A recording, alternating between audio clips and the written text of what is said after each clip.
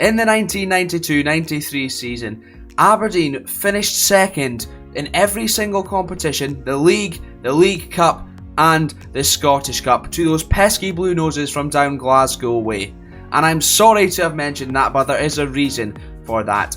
Using the Mad Scientist's 1992-93 database on Football Manager 2022, I, Calum, am going to be attempting to rewrite history. I'm taking over from Willie Miller as manager, who I look a little bit like, and I'm going to attempt to win at least one of, if not all, of those competitions, and you can do the exact same using the link in the description for that database. But before we go any further and before we have a little look at the squad and kick things off in the league against Aberdeen, if I could ask you to please leave a like on the video, it helps massively pushing this video towards others thanks to the algorithm, and subscribe with notifications on if you've not done so already so you don't miss out on more episodes like this and much more in future. Thanks very much, and let's waste no more time and get things kicked off. Now, as you can see, we have played a few games already, not in the league. However, whilst this database is very good, it's not quite perfect. Unfortunately, the Scottish League Cup does still have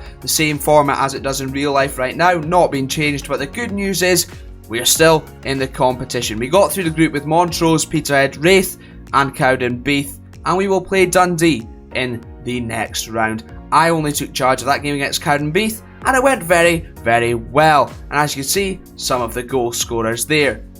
We've not made any signings so far, as it's been a struggle getting some staff in. We started off with none. I started in the database far too late as well, and here we are. So I've not been able to scout any players yet. You just can't get the staff, so I will be trying to sign some players later on. So with that in mind, this is how the current squad looks right now, and I think this is the team I'm going to go with for the first game too. We've got Theo Schnelders in goal, who, as you can see, is a very good goalkeeper.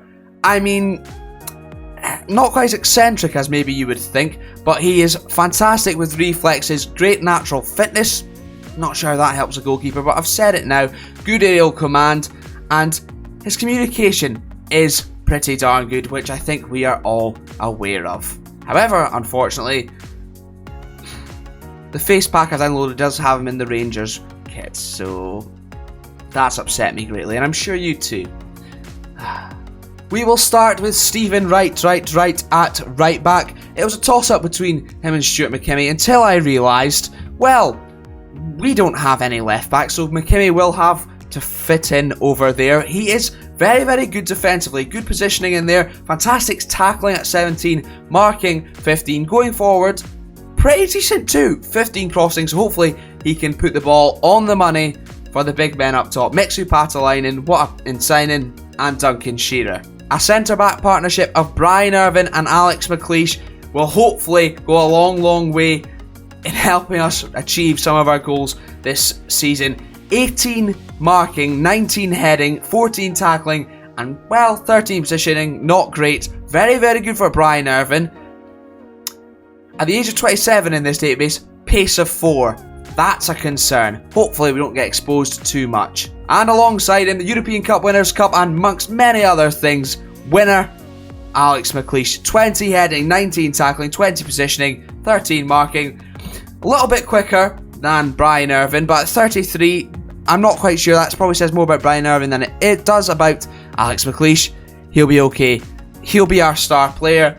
If we're going to do anything, we're relying on those two massively. 12 grand a week we're paying him, apparently.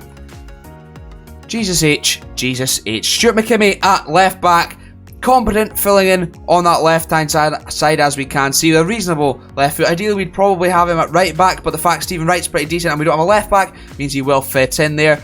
They've gone very heavy on the defensive attributes for these players in this database. 20 tackling once again, out of 20. Heading 19, but his mental's very good. And fitness, physically wise, he's a lot better than the two centre-backs we have looked at. Lee Richardson will be protecting them. A man who my dad said was nearly as hard as Neil Cooper. I'm not quite sure. You can let me know in the comments down below if that is factually correct. I'm too young to have seen him play. He is, well, very good. He's got great strength in there. decent tackling. His penalty taking is astounding, I've just realised. Good vision as well. I'm looking forward to having him as that deep line playmaker. He'll get on the ball, and with those vision and passing attributes, he'll be able to ping them. I've got him instructed to play quite direct, and hopefully he will free those players who will be balling forward, such as this man, Paul Mason. We've got a lot of decent centre mids. We're selecting him to start with. I don't know. I'm sure it'll chop and change between now and then, but technically he looks pretty well rounded, mentally too, and not too bad physically. Only at 5'9" in the middle of the park though, he will absolutely do alongside Jim Beck, a name I was more familiar with, and I think he will be sticking in there for most of this season. Great technique once again in there, can hit a free kick, fantastic first touch, very good decision maker, nice experienced head in the middle of the park, exactly what we need, I feel. Now, Ian Jess, the gem in the crown, the jewel in the crown. Hopefully he will be just as fantastic for us as, well, he was in real life, essentially. As you can see as we look at his history, pretty good so far early in Ian Jess's career, just 21 years of age. He'll get better as the season goes on, but he's already very, very well rounded, and he'll just keep getting better and better. And he is up in support of Duncan Shearer, who, once again, physically, not quite the best in terms of pace, but fantastic strength, and 18 finishing. Need I say more? Combine that with a 15 composure, we are on to a winner, and 20 off the ball movement as well. And he is alongside Mixu Patalainen. Just look at him, take it in. He is fantastic, and I'm looking forward to losing him. There's not even room in the starting 11 right now for Scott Booth, their current top goal scorer. Again, only 20 years old, so he'll just continue to get better. We've got other players on the bench too. I mean, Roy Aitken, a fantastic, experienced defender too, can also play in the midfield. 10 Cat. I mean, we do have a few good players in there, including Derek Adams, a very young Derek Adams who doesn't have a picture. And also, if I can find him, we've got a diamond Stephen Glass. R.I.P. big man. The Northern Lights are shining brighter. Check out my video which predicted exactly how his managerial career was going to go at Aberdeen. After this video, of course, the link will be on the end screen. But that is the side we are going with as we kick things off against Hibernian. We're going to play very, very positively with a high tempo and very direct. Those were the times we're telling them to, of course, get stuck in. Hard tackles, hard midfielders, and hopefully we'll have enough about us to get a result. I have no clue how this is going to go. We'll have a look at the Hib side as well. We're not getting much tactical advice because, well, we don't have anyone to tell us it. So that is fantastic news. It really, really is. We need to sign some players. We need to sign some staff. This is the Hibernian side, managed by Alex Miller, of all people. There's not many names in there that I recognise at all for Hibernian. We will learn a lot about them, I'm sure, as this game goes on. It's going to be a learning curve for me, probably for many of you out there, and if it's not a learning curve, hopefully it's going to be very, very nostalgic for yourselves. Using a new skin as well, leave the link for that in the description too. Let me know if you like it. I'm not sure what I will stick with for this. Let me know if you want this or with the retro feel. Maybe you would prefer it to be in 2D. Just let me know how it goes. This will be on key highlights for now. First game of the season. Ian Jess putting the ball in. Duncan Shearer looking for Mixu Patalainen in there and did not quite find him, but hopefully we can create something else. Duncan Shearer out wide. I'm quite liking the look of this skin. I'm not going to lie, I'm enjoying getting the pictures in the bottom there. We'll see how it goes. Let me know what you think in the comments down below. Whether you're new around here, you have no idea what the difference is, but that's quite okay. Lee Richardson looking for Ian Jess in behind, and oh my goodness, what a fantastic finish that was from Ian Jess. A great assist from Lee Richardson, seeing that benefit of going for that more direct passing, and that was just far too cheeky from Ian. And I was bigging him up prior to this match, and well, fingers crossed. It's a good start. It's a very, very good start. I'll have a little bit of a more in-depth look at the Hib side, maybe at halftime, just to see what's going on there. Not familiar with too many of their players. But they're on the ball now. D. Jackson. He's got men in support, but a great tackle from Jim Bett, only falling to them. As McKimmie nicks in, finding Mixu Patalainen. He's got men up in support, and back to Stuart McKimmie. A fantastic ball in, headed over by Duncan Shearer, and it looks to be a fantastic start from Aberdeen in the 1992-93 database, and I'm very happy about that. I hope you are too. Here is Stuart McKimmie feeding it in to Jim Bett. Now, I think a native of Iceland, so good for him. That's fantastic. I remember him popping up when Aberdeen faced Icelandic opponents in Europe. We are not in Europe in this, having finished 6th in the 1991-92 season, which is unfortunate. That would have been very, very fun, but maybe this will carry on and you'll maybe see us play in Europe. I'm not quite sure what the plan is yet. Once again, let me know your thoughts in the comments down below. That was an absolute travesty, and that doesn't look like Paul Mason, just realised. But, alas, we are 2-0 up inside 15 minutes. We're only on key highlights, and we are absolutely all over this Hibs side. That was an absolute shambles at the back there. Paul Mason on the ball, put it across, and oh dear, Mr. McIntyre has had an absolute disaster there. It was a catalogue of errors, comedic from Mr. McIntyre. No, okay. But Hibs look to go on the ball, or I seem to recognise that name, or not quite sure. As the ball goes in towards the back post, Paul Mason heading it clear. Once again, let me know if you'd like to play on the 2D style. We shall see. As Jesus God, wow, we are very, very, very good. And I was sceptical about how things are going to go. I'm also going to research to see how Hibs did this season, because I don't know how much of a bearing this will have on things going forward.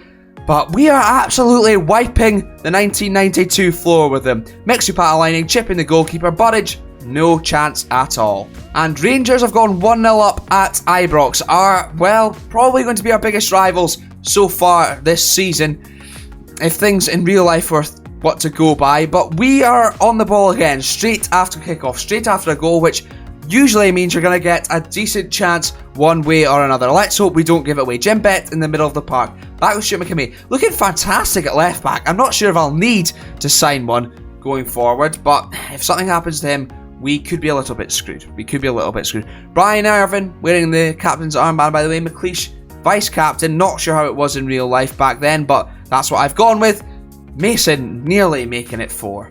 And thank God it's only on key highlights, because we're seeing a lot. They're coming thick and fast. We are being given the ball back at will and just going at Hibs unrelentlessly. Is that a word? Is that a word? Let me know in the comments down below. Mixu Patalainen on the ball as we look to fashion another chance. Duncan Shearer makes it 4. My God. Oh, it's offside. It's not going to count. But regardless, another fantastic chance for us, and we're just cutting through Hibernian too easily. That one, however, was illegally, just slightly, marginally offside Duncan Shearer, but a nice finish. And I must say, the match engine is looking very, very good. I'm going to have to play about with this, however, and make it look nicer. Not going to have a chance to do that. Mixu Patalainen looking for Duncan Shearer. It was cut out there by the Hibs defence. And D. Jackson playing it back to Miller. I'm gonna be learning a lot throughout this save about who's good and who's who, really. Because right now, not got a clue. But K-Wright finding Tortolono. Great name, it has to be said. Who's got time on that left-hand side. And he's going to look to get the ball across. He does so. No defence. Just vibes. Joe Tortolono providing an assist for Darren Jackson, pulling one back for Hibs on the half-an-hour mark. And oh dear, maybe not so comfortable as I thought. I must say I'm really enjoying having the old-fashioned badges there. It's just nice and retro. It has a nice retro feel about things. I'm enjoying it. I hope you are too. And Hibs are going to come at us once again. This is going to be a lot longer than I had anticipated. Basically, I've been speaking for 18 minutes straight. I apologise for that, but please do bear with me.